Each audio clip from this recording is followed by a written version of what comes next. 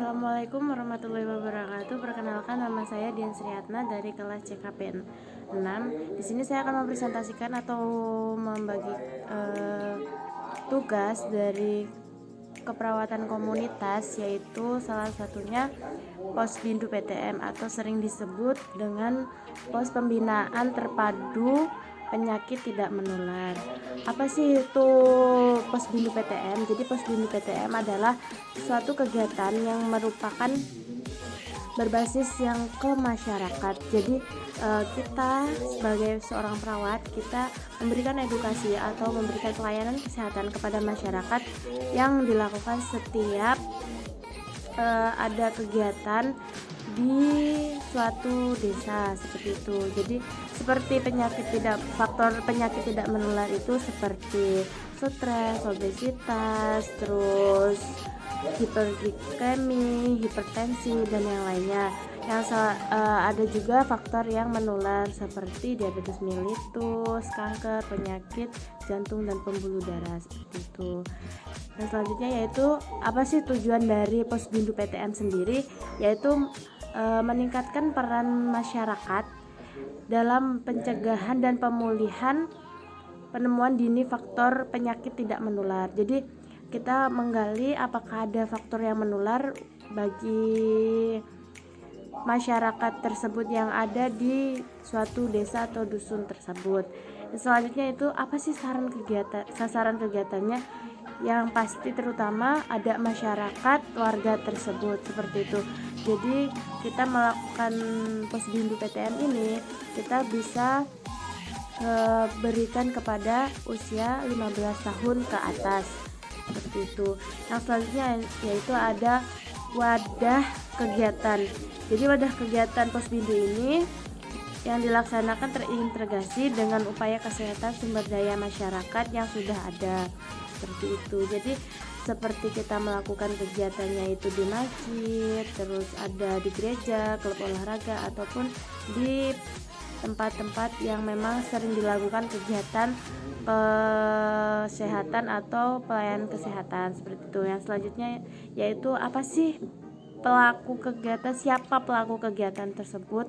Jadi pelaku pos bindu PTM ini dilaksanakan oleh kader-kader kesehatan yang telah ada atau beberapa orang dari masing-masing kelompok organisasi. Seperti misalnya itu di suatu dusun tersebut memiliki kader-kader seperti kader posbindu, kader posyandu balita bagi ibu hamil seperti itu. Yang kadernya itu bisa dari antara lain itu berpendidikan minimal SLTA, jadi ataupun SLTA itu SMA seperti itu. Yang selanjutnya yaitu apa aja sih bentuk dari kegiatan pos bindu PTM, yaitu memiliki 10 kegiatan.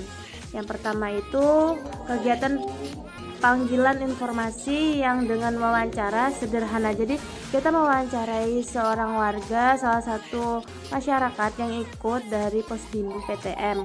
Jadi kita mewawancarai tentang apa saja yang dikeluhkan dari seorang masyarakat tersebut seperti itu. Jadi mereka menyampaikan apa yang dikeluhkan, yang dirasakan selama kurun waktu 1 bulan terakhir seperti itu. Nah, selanjutnya yang nomor 2 yaitu ada kegiatan pengukuran berat badan, tinggi badan, dan IMT, tingkat perut. Jadi dari kegiatan ini juga mengukur berat badan dan tinggi badan itu supaya mengetahui apakah pasien tersebut, warga tersebut memiliki berat badan pas atau kekurangan. Jadi misal IMT-nya kurang dari indeks massa tubuh kita itu kurang, kita akan memberikan edukasi seperti makan makanan yang bergizi seperti itu, makan makanan sayuran seperti itu. Dan selanjutnya itu bisa dilakukan diselenggarakan 1 bulan sekali pada usia 10 tahun ke atas. Jadi yang bagi umur 10 tahun ke atas bisa mengikuti pos bindu PTM atau 15 tahun ke atas. Nah, selanjutnya yaitu yang nomor 3 yaitu ada kegiatan pemeriksaan fungsi paru sederhana diselenggarakan 1 tahun sekali. Jadi pemeriksaan paru ini bisa dilakukan oleh orang-orang yang sudah profesional ataupun yang dari rumah sakit, bisa dilakukan 1 tahun sekali. Jika ada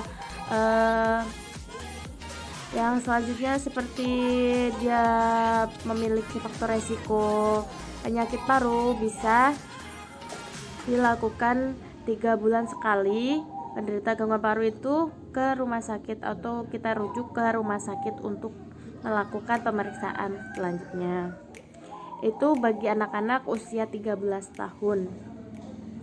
Yang selanjutnya yaitu yang nomor 4, ada kegiatan pemeriksaan gula darah bagi individu paling sedikit diselenggarakan 3 tahun sekali. Jika seseorang tersebut memiliki faktor risiko PTM yaitu atau penyandang diabetes mellitus, setidaknya seminimal 1 tahun sekali untuk pemeriksaan glukosa.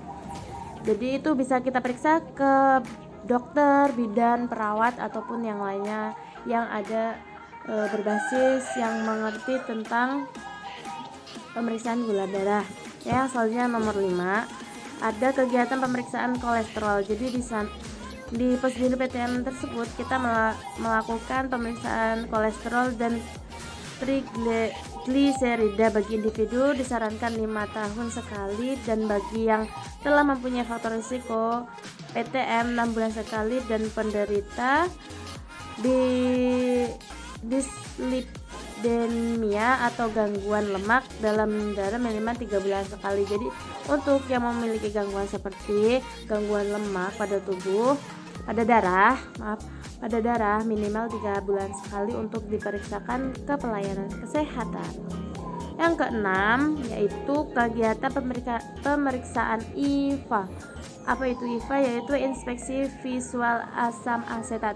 Itu bisa dilakukan 5 tahun sekali bagi individu sehat.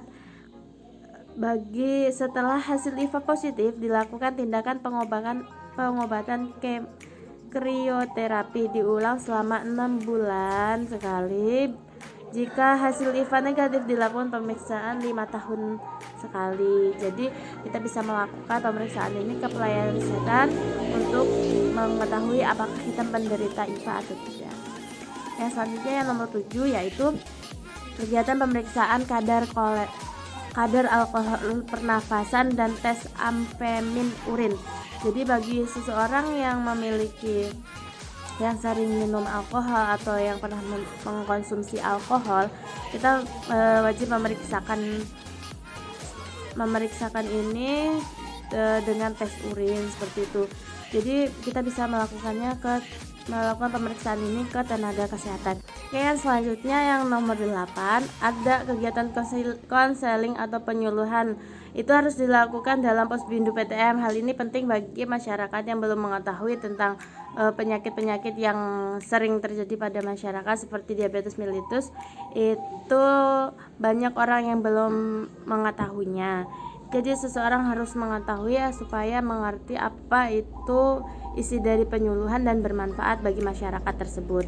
Yang selanjutnya yaitu ada nomor 9, kegiatan aktivitas fisik atau olahraga. Jadi setiap Posbindu PTM akan menyelenggarakan seperti kegiatan olahraga bersama pada masyarakat yang ada di dusun tersebut. Seperti itu setiap minggunya. Biasanya dalam 1 minggu itu biasa diambil dari hari Jumat ataupun hari Minggu. Yang ke-10 yaitu kegiatan rujukan ke fasilitas layanan kesehatan dasar di wilayah dengan pemanfaatan sumber daya tersedia, termasuk upaya respon cepat, sederhana dalam penanganan prarujukan. Jadi jika ada seseorang yang sakit, kita bisa langsung memfasilitasi rujukan ke rumah sakit yang terdekat dari puskesmas ataupun yang lainnya. Yang selanjutnya yaitu ada apa saja sih pengelompokan, ada berapa aja sih tipe pengelompokan tipe Posbindu. Jadi di sini ada 2 kelompok tipe Posbindu PTM, yaitu yang pertama Posbindu PTM dasar meliputi pelayanan deteksi dini faktor resiko sederhana yang dilakukan wawancara.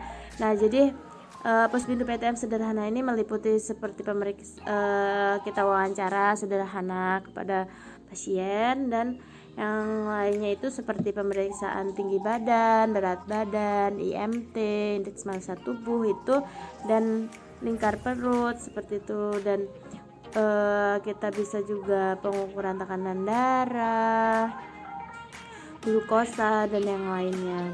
Yang selanjutnya yang nomor 2 yaitu Posbindu PTM utama yang meliputi pelayanan Posbindu PTM dasar ditambah pemeriksaan gula darah, kolesterol, dan gliserida, pemeriksaan klinis payudara, pemeriksaan HIV.